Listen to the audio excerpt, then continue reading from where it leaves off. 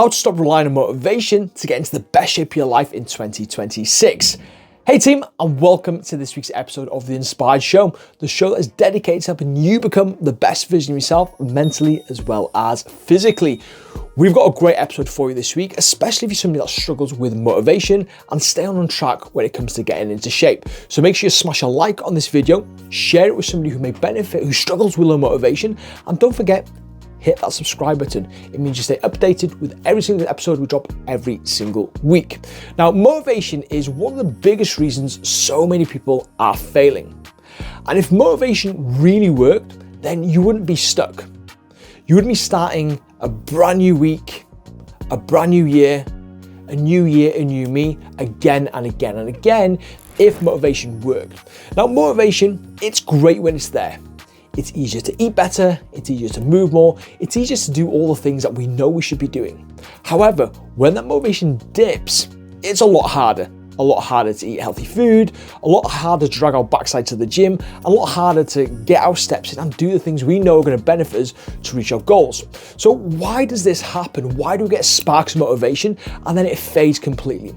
Well, the thing is, motivation, it doesn't take into account your feelings, your emotions, your stress levels. So when life gets busy, when it gets chaotic, when the kids are driving up the wall and work is absolutely manic, your motivation is undoubtedly going to take a dip. So relying on motivation means it's not going to be reliable for you to reach your goals when it comes to getting into shape. So why is that? And what can we do to overcome that and move forward in the right direction to become that best version of ourselves where we're happy, healthy, more confident? Well, it all comes down to your emotions and the reasons why you want to change. Now, how many times have you told yourself, I would do anything to lose weight? I want to lose weight so much. And you tell yourself you want more confidence, you want more energy, you want better relationships, you want to be a good role model to your children, yet you're still stuck in the same old habits, the same old routines, and ultimately not liking the reflection that looks back at you in the mirror. Now, what this is actually telling us is, and sometimes it can be a very bitter pill for a lot of people to swallow, is we're actually more content where we are right now. Because ultimately, every time we start a journey, we will reach a crossroads. The week starts off really, really well. We're eating healthy, we're going for walks, we're cutting out the alcohol, we might even be going to the gym a couple of times a week. And then when life gets chaotic, it gets busy, it gets stressful, we're at that crossroads. And we have two options. We have the easy option and the hard option. The easy option in that short term, when we're stressed, overwhelmed, and don't want to be doing the things we know we should be doing, is to take the easy option in terms of the food. So the indulgence, the takeaways, the chocolates, taking the easy option in terms of being lazy, not going to the gym, not going for a walk, sitting on the sofa, watching Netflix. The easy option in terms of stress management, using the emotional eating or stress drinking or doom scrolling to get those instant hits of dopamine. And the reason why that's easier because it doesn't require any effort and it's comforting in the short term.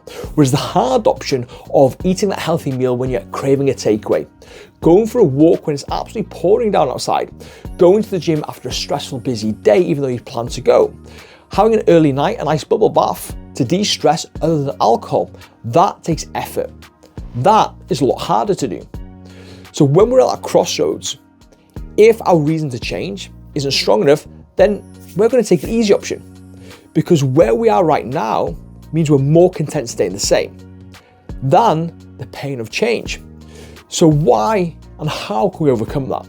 Well, ultimately, we need to create more pain. We need to make sure that the pain of staying the same is more than the pain of the hard option.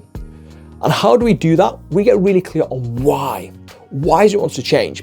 But we already know that being healthier, having more confidence, being a good role model to children has not worked for you so far. So we need to go a layer deeper.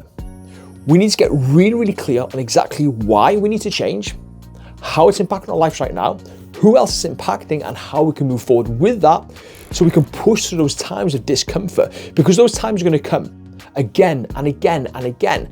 And unless we learn how to push through and become more consistent, more disciplined, we're always going to stay stuck. And that's why so many people watching this are in the exact same place now as they were last January.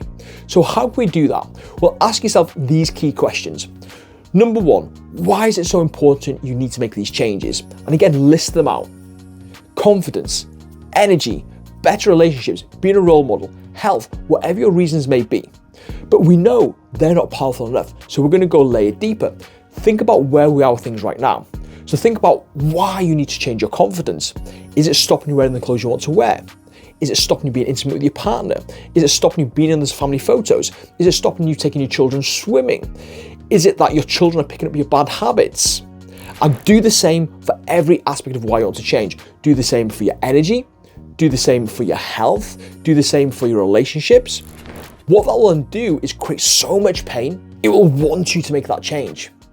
But we're going to go a layer deeper. We're going to ask ourselves, if we don't make these changes, how will all these things be impacted in another 6 months? How much worse will it get? We're also going to look about who else is going to impact, what knock-on effects are going to have on our partners, on our work, on our productivity, on our children. And then we're also going to combine that with visualization. If you were to wake up tomorrow, that best version of yourself, how would your life be different? How would your relationships be different? How would your energy, confidence, aura be different? And visualize that future version of who you want to become. But as we go through these stressful days, these overwhelming days, you can remind yourself of why you're on this journey and why it's so important for you.